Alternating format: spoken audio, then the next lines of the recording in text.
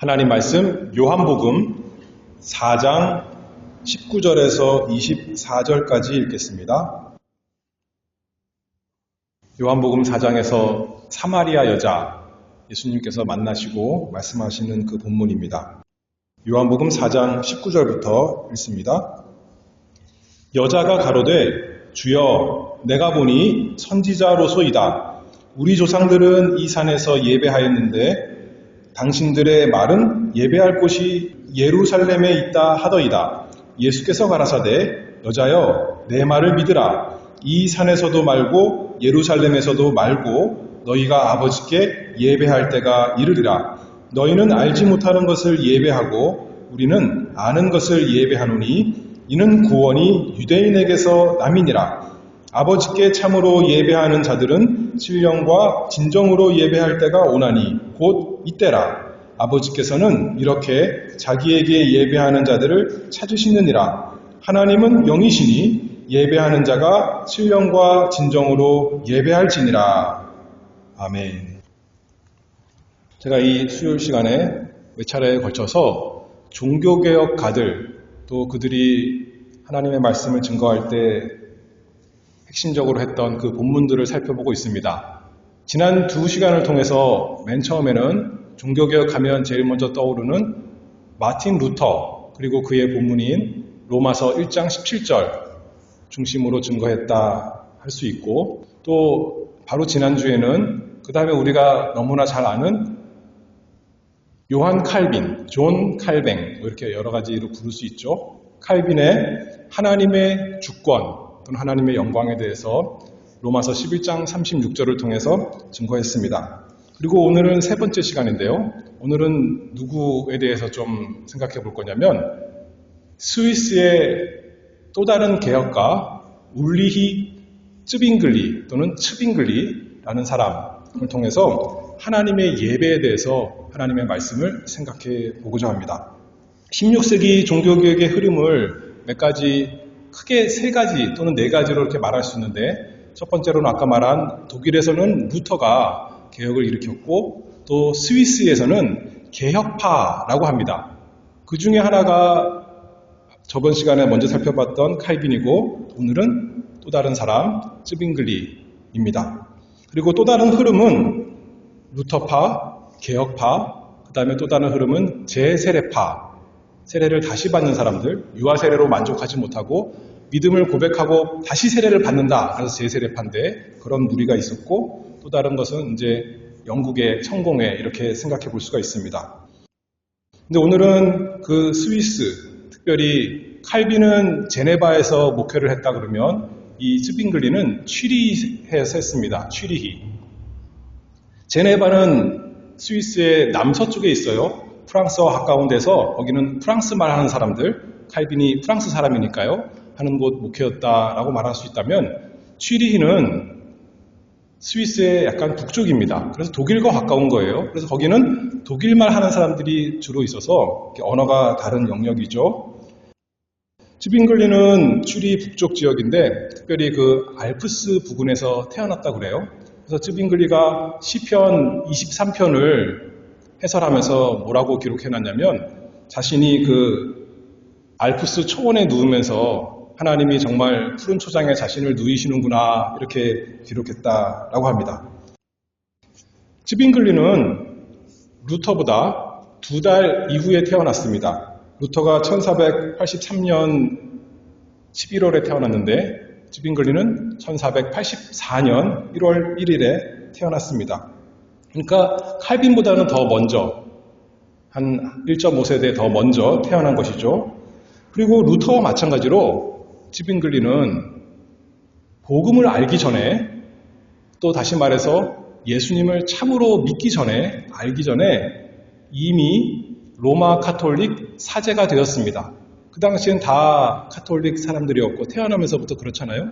그리고 종교적으로 종교성 있는 사람들은 신부가 되기 너무나 좋았던 거죠. 유망한 직종이니까요. 그래서 루터도 복음을 알기 전에 회심하기 전에 신부가 되었는데 이 쯔빙글리도 마찬가지였습니다. 22세의 나이에 가르스라는 곳에 오늘날로 말하면 본당 신부가 되었고 거기서 한 10년간 열심히 봉사하고 그 다음에 이 사람은 당시에 그 르네상스 이후 시대니까 그 많은 종교개혁자들 또 젊은 사람들이 공부했던 것처럼 고전 언어 능통한 사람이 되었습니다. 라틴어, 히브리어, 헬라어. 그래서 그것을 가지고 뭐 했냐면 열심히 성경을 연구한 것이죠. 그리고 성경을 연구했더니 연구하면 연구할수록 하나님께서 그들에게 빛을 비춰주셔서 이것이 참으로 올바른 신앙이고 이것이 우리가 믿어야 되는 바구나 라고 깨닫고 이제 종교개혁 운동에 들어가게 된 거죠. 그리고 마침내 1519년에 취리히 대성당에서 이 사람을 설교자로 모신 것입니다. 그리고 거기서 본격적으로 종교개혁 운동을 했습니다. 당시 로마 교회는 문제가 많았는데 어디나 사람이 모인 곳에는 다 문제예요. 그렇죠? 그런데 도덕적인 문제 물론 많이 있지만 단순히 그런 거의 문제가 아니라 종교개혁자들이 아까 성경을 잘 연구했다고 그랬어요. 그냥 성경이 아니라 원어를 가지고 원래 그 히브리어, 헬라어, 또 라틴어 이런 것으로 성경을 잘 연구하다 보니까 단순히 사람들이 부패해서 도덕적으로 문제 있는 정도가 아니라 교리적으로 문제가 있는 겁니다. 그냥 신학자들이 탁상 공론하는 그런 교리가 아니라 제일 중요한 교리인 구원에 관한 것. 그래서 루터는 로마서 1장 17절 하나님의 의에 대해서 오직 믿음으로 의롭다함을 받는 그것에 대해서 성경을 통해 깨달은 것이죠. 다시 말해서 당시 로마 교회는 그것을 주장하지 않았다는 겁니다.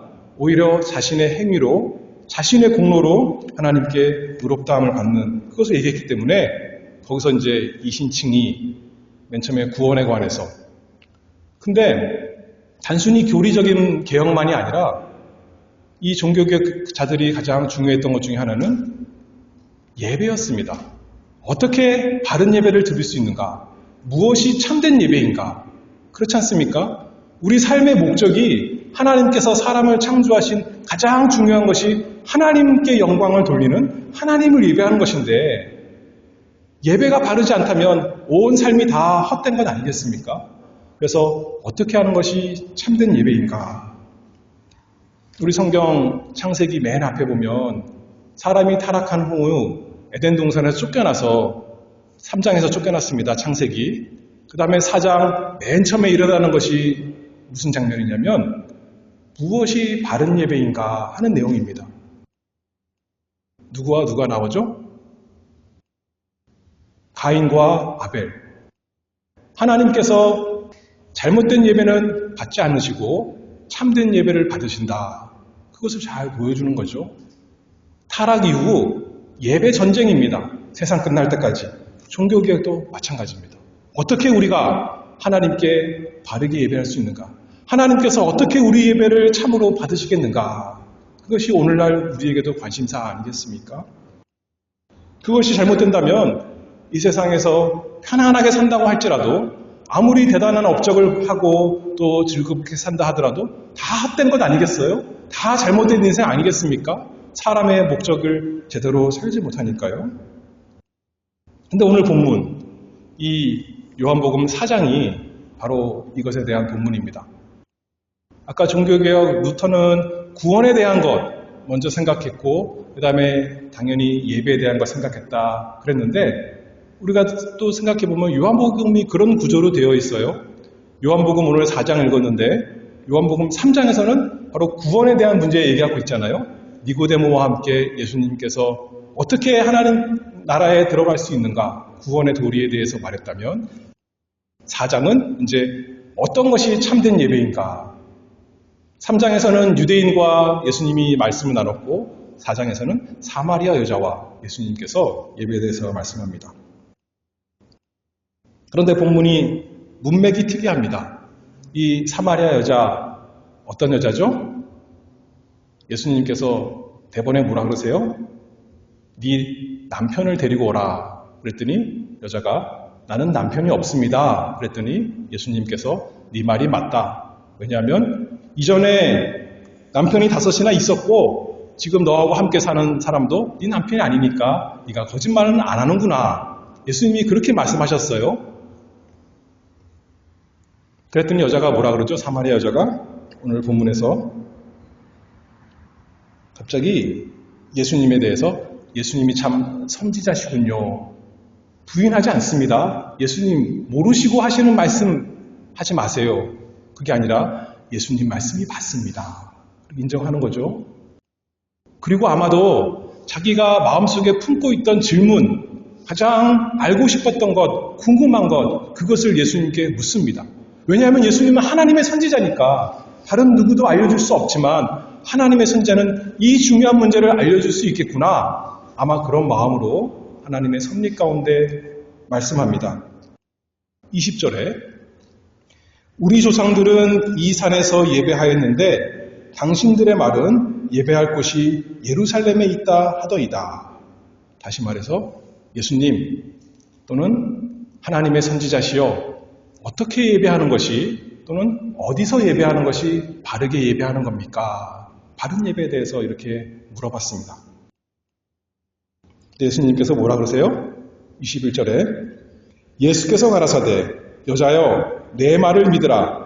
이 산에서도 말고 예루살렘에서도 말고 너희가 아버지께 예배할 때가 이르리라.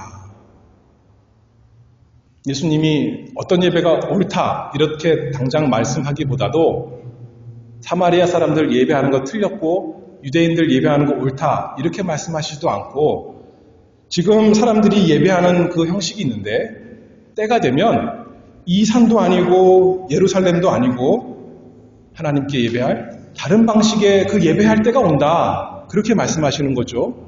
왜냐하면 하나님께서 구약에 성전을 주시고 또 여러 가지 제사법을 주신 것은 그래서 의식법을 주신 것은 그것에 가리키는 그것의 실체이신 예수 그리스도 또 예수 그리스도께서 오셔서 그것을 다 이루실 것을 보여주는 거기 때문에 이제 예수님이 오셔서 실제로 오셔서 성전이신 예수님이 오시고 구속이신 예수님이 오셔서 구원을 다 이루시고 나면 더 이상 이제 예루살렘에 가서 성전에 가서 구약시대에 하던 그런 예사법, 제사법, 예배법으로 드리지 않고 새로운 방식으로 예배를 드릴 때가 온다.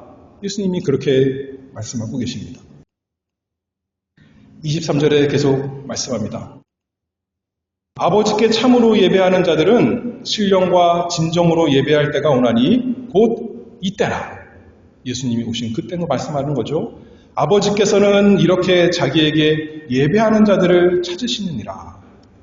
하나님께서 참으로 예배하는 사람들, 거짓으로 형식적으로 잘못되게 예배하는 자가 아니라 참으로 예배하는 자들을 찾으신다. 그렇게 말씀하고 있습니다. 참된 예배가 있고 거짓 예배가 있다. 가인처럼 나는 하나님께 제사를 드렸습니다. 할 수가 없다는 거죠. 참된 예배가 있다는 것입니다.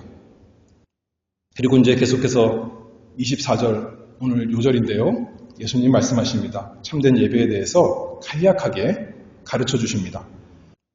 하나님은 영이시니 예배하는 자가 신령과 진정으로 예배할지니라. 우리가 너무나 잘 아는 말씀이죠. 이 한 구절을 통해서 세 가지를 생각해 보도록 하겠습니다. 첫 번째, 예배의 대상. 누가 우리의 예배의 대상이신가? 누구신가요? 하나님이시다 알 수가 있죠. 영이신 하나님. 예배는 사람을 기쁘게 하는 것이 목적이 아닙니다. 하나님을 기쁘시게 하는 것, 하나님께 영광 돌리는 것, 예배의 대상은 내 마음이 아니라 하나님이시라는 거죠. 그래서 이 예배의 목적은 스빙글리만 아니라 모든 종교개혁가들에게 너무나 중요한 문제였습니다. 우리에게 만족이 없다는 것이 아니에요. 사람 마음에 기쁨이 없다는 것이 아닙니다. 그러나 그것이 1차적인 초점이 아니고 그것이 중심이 아니라는 것입니다. 하나님께 영광을 돌리고 하나님을 기쁘시게 하면 우리에게 기쁨이 있고 우리에게 참된 만족이 있는 것입니다. 그래서 제일 중요한 게 예배의 목표가 무엇인가? 예배의 대상이 누구신가? 천지를 만드신 창조주 하나님, 우리를 모든 죄에서 구원하시는 그 구속주 하나님. 하나님은 영이시니 예배하는 자가 신령과 진정으로 예배할지니라. 이 말에 반대할 사람이 있을까요? 종교개혁가들만 아니라 개신교 사람들만 아니라 천주교 사람들 이 말 반대할까요? 찬성할까요? 당연히 찬성하죠. 누가 반대하겠습니까? 성경에 이렇게 분명히 써 있는데 우리도 하나님 섬기길 원합니다. 하나님께 영광 돌립니다. 하나님만 예배합니다. 다 그렇게 얘기하는 겁니다. 그런데 종교개혁가들이 지적했던 것들은 아무리 말은 그렇게 해도 실제 행동을 보면 그렇지 않다는 거예요. 예를 들어서 로마 가톨릭의 신앙과 실천은 경배의 대상이, 예배의 대상이 하나님만 아니었던 것입니다. 그것을 잘 지적했어요. 그 예로 뭐가 있냐면 중보라는 것이 있죠. 가톨릭에서는 마리아나 또는 성자들이 일반 믿음이 좀 연약한 사람들을 위해서 중보할 수 있는 사람이다, 이렇게 얘기하고 있습니다. 그래서 마리아에게 기도하고 또 성인들, 성자들에게 기도합니다. 말로는 그들을 경배하지 않고 우리는 존중하는 것입니다, 이렇게 얘기합니다. 그러나 기도의 대상은 하나님밖에 없습니다. 기도는 예배하는 것입니다. 그냥 친구들하고 얘기하는 것하고는 전혀 다른 겁니다. 믿음 좋은 사람하고 얘기하는 것은 기도가 아닙니다. 하나님께 구하는 것이 기도입니다. 그렇죠? 예배 행위. 그래서 오직 하나님께만 기도가 드릴 수가 있는 것이고, 즈빙글리와 또 모든 종교개혁가들, 우리도 여전히 오늘날도 우리가 그렇게 하나님께만 기도하고 하나님께만 예배합니다. 루터의 유명한 1517년 95개조 반박문 있었다면 즈빙글리에게는 1523년 67개조 항목이 있습니다. 거기에 보면 이렇게 말씀합니다. 제20조에 보면 하나님은 그분의 이름을 통해 우리에게 모든 것을 주시기를 원하신다. 따라서 우리는 이 세상에서 하나님 이외에 어떤 중보자도 필요하지 않는다. 우리가 이 세상에서 서로를 위해서 기도하지만 그것은 우리가 모든 것을 오직 그리스도를 통해서만 우리에게 주어진다는 것을 믿기 때문이다. 하나님이신 예수 그리스도를 통해서만 기도하는 것이지 마리아나 나보다 더 신앙이 좋은 사람들을 통해서 우리가 기도할 수 없고 은혜를 받을 수가 없다. 우리의 예배의 대상 오직 하나님이시다. 이렇게 강조하고 있습니다. 또 종교개혁 당시 로마 교회가 부패한 것, 가장 대표적인 것 여러분들 학교에서 배운 게 뭐죠? 면죄부를 판 거예요. 그렇죠? 면죄부. 면죄부에 여러 가지 문제가 있지만 종교개혁자들이 즈빙글리가 지적하는 것 중에 하나는 하나님께만 특별히 있는 것, 무엇이냐면 죄를 사하는 권세, 권리와 능력이 하나님께만 있는 것입니다. 그런데 종교개혁 시대에 그 로마 가톨릭은 그것이 교회에 있다, 또는 사제, 교황에게 있다, 그렇게 말하는 겁니다. 그래서 그거를 돈 주고 팔 수 있는 거죠. 그런데 아까 즈빙글리 67개조 50조 항목에 보면 하나님만이 예수 그리스도, 즉 그의 아들이신 우리 주를 통해서 죄를 사하실 수 있다. 이 죄사함을 피조물에게 돌리는 자는 하나님의 영광을 빼앗아 이를 하나님이 아닌 사람에게 돌리는 것이다. 이는 진정으로 우상숭배다. 죄 사하는 권세를 어떤 기관이나 어떤 사람에게 돌리는 것은 우상숭배다. 이렇게 밝히 말했습니다. 삼위일체 하나님, 성부 하나님, 성자 하나님, 성령 하나님, 그 하나님, 한 분 하나님만이 우리의 기도의 대상이요, 우리의 예배의 대상이요, 그분만이 우리에게 구원의 은혜를 주시는 분이시다. 하나님은 영이시니 예배하는 자가 신령과 진정으로 예배할지니라. 첫 번째, 예배의 대상 오직 하나님이시다 생각해봤고, 두 번째는 하나님은 영이시니 예배하는 자가 어떻게 예배하래요? 신령과 진정으로. 근데 여기서 먼저 진정으로 생각해 보겠습니다. 예배의 기준, 예배의 근거가 무엇인가? 참된 예배는 무엇에 근거해야 되는가? 생각해 보자는 거죠. 진정으로 그러면 어떻게 생각이 돼요? 진실한 마음으로 그렇게 우리가 번역할 수 있습니다. 이해할 수 있습니다. 그런데 예레미야 17장 9절 말씀해 보면 만물보다 거짓되고 심히 부패한 것은 우리 마음이라는 거예요. 그렇죠? 사람의 마음. 그런데 어떻게 우리가 내가 진심으로 하나님께 기도합니다. 한다고 그게 진정이 될 수 있을까요? 이미 우리는 부패한 마음인데요. 우리가 진정이 되려면 그냥 자기 마음대로 하면 진정이 되는 것이 아니라 우리 마음이 하나님 말씀, 진리에 맞으면 그게 진정이 되는 겁니다. 그게 진실한 거예요. 그렇지 않으면 다 거짓되고 부패한 거니까요. 요한복음 17장 17절에 보면 예수님께서 기도하실 때 저희를 진리로 거룩하게 하옵소서. 아버지의 말씀은 진리니이다.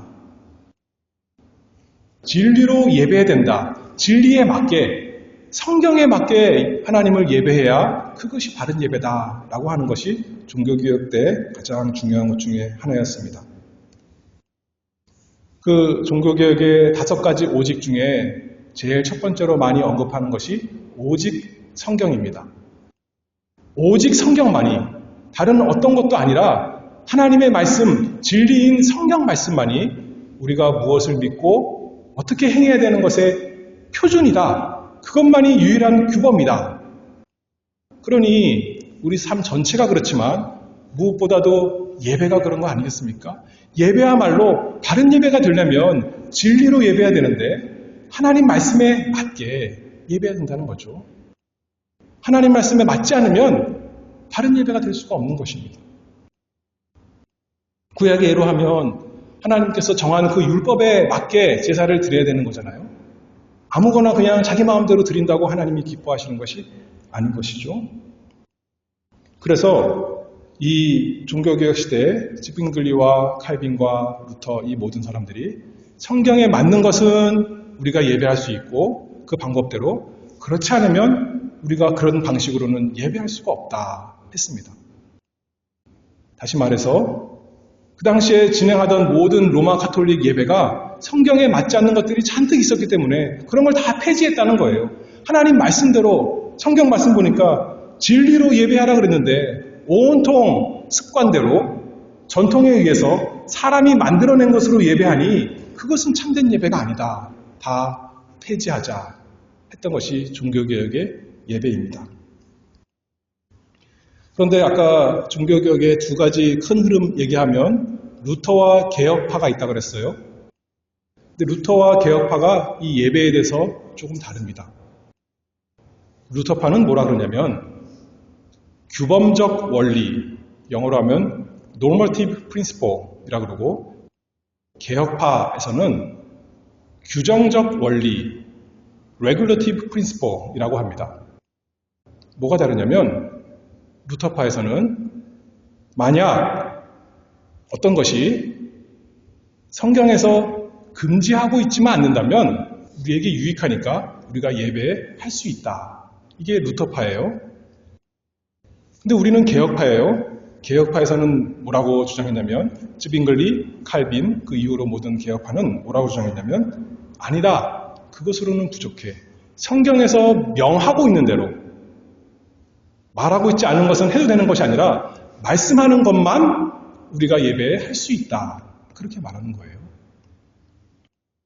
우리는 루터파보다 더 경건하게, 더 뭔가 좁게 하나님을 기쁘시겠다가 아니라 그것이 성경적이다라는 것이죠. 제가 다 성경적인 근거를 이번 시간 얘기할 수 없지만 성경에 의하면 성경에서 명한 대로만, 그것으로만 우리가 하나님께 예배해야 된다. 그것이 개혁파, 쯔빙글리와 칼빈의 예배 원리였습니다. 그것이 진리대로 한다는 거죠. 성경 말씀대로 예배한다는 것입니다. 그래서 예를 들어서 예배 시간에 춤출 수 있어요? 성경에 그런 게 없으니까 할 수 없는 겁니다. 예배 시간에 연극할 수 있어요? 할 수 없는 거예요. 성경에 그런 것이 없으니까 성경에 나타나는 분명한 것, 말씀과 성례와 기도, 대표적인 거지 않습니까? 성경을 읽고 성경을 설교하고 세례를 하고 성천을 하고 찬송하고 기도하고 그런 것으로 우리 예배를 하나님께 드릴 수 있다. 하나님께서 그것을 성경에서 말씀했으니까. 구약시대에는 별의별 게 다 있었지만 그것은 다 지나갔고 신약 성경에서 우리에게 말씀하신 것, 사도들이 본을 보인 것, 그것을 따라서 하나님께서 그것을 명하셨으니까 그 방법대로 우리가 하나님께 예배드린다. 진리로 예배드리는 것이 참된 예배고 하나님께서 기뻐하시는 것이다 하는 것이 쯔빙글리와 개혁파의 이 신앙이요 실천입니다. 그런데 우리가 오해하지 말 것은 진리로 예배드린다, 성경대로 예배한다 라는 것의 가장 핵심은 뭐냐면 그래서 우리가 성경 말씀 뭐 하라고 하는 것 그것만 잘하면 하나님이 예배를 받으시는 그거를 말하는 건 아니에요. 진리대로 한다는 것은 우리의 행위가 진리에 맞아서가 아니라 성경에서 강조하는 진리는 뭔가요? 결국 예수 그리스도 아닙니까? 예수 그리스도 안에서 우리가 예배한다는 것입니다. 성경에서 증거하는 진리 그 자체이신 예수 그리스도 안에서 예배한다는 것. 그게 진리 안에서 예배하는 거 아니겠습니까? 우리의 바른 행위가 그 자체가 진리가 되어서 하나님을 기쁘시게 만족시키는 것이 아니라 우리가 믿고 의지하는 예수 그리스도, 구약의 모든 약속을 우리를 위해 성취하신 진리이신 예수 그리스도 안에서 우리가 하나님을 예배합니다. 그래서 쯔빙글리도 그 67개 조항에서 제3번에 맨 앞에 예수 그리스도에서 강조를 많이 해놨습니다. 그러므로 그리스도는 지금까지 살았던 모든 사람, 지금 살아있는 사람, 그리고 앞으로 살 사람 모두에게 있어 유일한 구원의 길이시다. 쯔빙글리에게는 진리인 성경만이 예배의 기준이었고 성경에서 발견되는 그리스도를 설교하는 것이 가장 중요한 사람이었습니다. 루터는 면죄부 건에 대해서 많은 어떻게 보면 전쟁을 했다라고 말할 수 있다면 쯔빙글리는 그 당시에 유행하던 절기 기념일과 맞서 싸웠습니다. 성경에 없는데 가톨릭에서는 교회력을 만들어서 거기에 성인들을 기념하는 성자들을 기념하는 날들이 많아요. 그러면 그날에는 그 성자에 대해서 설교해야 되는 겁니다. 근데 쯔빙글리는 나는 하나님 말씀으로 하나님 말씀에서 발견되는 것을 설교할 것입니다. 하나님 말씀에서 예수 그리스도를 증거하니 그것만 증거하겠습니다. 했던 것입니다. 참 예배는 진리인 성경대로 진리이신 예수 그리스도 안에서 예배하는 것이다. 하나님은 영이시니 예배하는 자가 신령과 진정으로 예배할지니라. 그 다음에 세 번째, 신령으로 예배한다. 신령으로 예배하는 것은 어떤 거죠? 우리 성경에는 신령, 그러니까 산신령 같은데 그런 것이 아니라 영적으로, 영으로 예배하는 것이다. 그게 진정한 의미다라고 말할 수 있습니다. 다시 말해서 외적인 것으로, 보이는 것으로, 형식적이고 의식적인 것으로 하나님을 예배하는 것이 아니라 우리는 우리 마음으로, 우리의 영혼으로 아까 하나님은 영이시니 그랬으니 영이신 하나님께 예배하는 것이 진정한 예배다 하는 것을 알 수가 있죠. 근데 당시 예배는 어떤 모습이었냐면 예배당 안에 보이는 어떻게 보면 아름다운 것으로 가득했습니다. 특별히 성상들이 많았어요. 마리아 상도 있고 예수님 상도 있고 또 성인들의 상도 있고 십자가 상도 크게 있고 종교개혁가들이 볼 때는 성경에서 이거는 명확한 것이 아닌데 단순히 명하지 않으신 것만이 아니라 10계명 제2계명에서 분명히 금하신 것인데 이것을 교회 안에 다 두고 예배하고 있으니 얼마나 거짓된 예배라 생각했겠습니까? 다 없애버리는 것이죠. 그것뿐만 아닙니다. 그 당시에 건물을 아주 아름답게 지었는데 돈 많이 들고 그 건물 지으려고 면제부도 팔았던 거 아니에요? 그 아름답게 지은 건물, 스테인드 글래스, 쯔빙글리 같은 경우는 그것도 다 깨버리고 거기에 이제 형상들이 막 있으니까 마리아 상도 있고 예수님 상도 있고 다양한 상이 있잖아요. 다 깨버리는 겁니다. 그리고 모든 벽을 흰색으로 칠해서 육신적인 것으로 그런 감각적인 것으로 우리의 마음을 채우고 하나님께 예배드리지 않고 우리는 마음으로, 우리는 영으로 하나님께 예배드리기를 원한다 했던 것이 이 종교계의 예배고 또 우리 예배가 되기를 바랍니다. 그래서 향을 피우는 것 다 없애는 것입니다. 종소리 딸랑딸랑 그런 것도 있었는데 다 없애는 것입니다. 쯔빙글리는 더 나아가서 찬송도 안 했어요. 특이하죠? 우리랑 다른데 찬송도 안 했어요. 그리고 철저히 설교 중심의 그 예배를 했다고 합니다. 찬송에는 사람이 노래를 하고 하다 보니까 어떤 육신적인 그 감각적인 게 들어가잖아요. 그래서 쯔빙글리는 그것도 하기 싫었던 거예요. 오히려 하나님을 영적으로 예배하는데 방해가 되는 것이다 라고 생각했던 겁니다. 찬송도 안 하니 악기는 어땠을까요? 당연히 악기는 없는 거죠. 쯔빙글리가 음악을 못해서가 아니에요. 아름다운 목소리로 노래하는 사람이었고 연주도 잘했고 그런데도 불구하고 그냥 뭐 요새 흔히 말하는 기타, 드럼 이런 게 문제가 아니라 오르간까지 다 쪼개버렸다. 그렇게 역사적인 기록에 남아 있습니다. 우리는 거기까지는 아니에요. 그러나 한편으로는 동의하는 게 있습니다. 그 원리는 우리가 인정하는 겁니다. 우리가 예배하면서 사람의 마음의 어떤 감동을 주기 위해서 다른 여러 가지를 이용하는 것이 아니죠. 그것으로 예배드리는 것이 아닙니다. 우리가 눈으로 보고 귀로 듣고 뭔가 냄새를 맡고 그것으로 우리 마음을 즐겁게 하면서 참 예배가 아름답구나. 이곳이 너무나 참 영광스러운 곳이구나. 그렇게 예배드리는 것은 아니죠. 우리는 영으로, 특별히 영이란 것은 성령의 새롭게 하신 그 우리의 영으로 영이신 하나님께 예배하는 것, 그것이 영적인 예배 아니겠습니까? 종교개혁의 다른 모든 사람들은 쯔빙글리와 달리 찬송을 오히려 회중들에게 돌려줬습니다. 무슨 말이냐면 가톨릭 교회에서는 일반 사람들은 찬송도 못하는 거예요. 라틴어 잘 모르니까.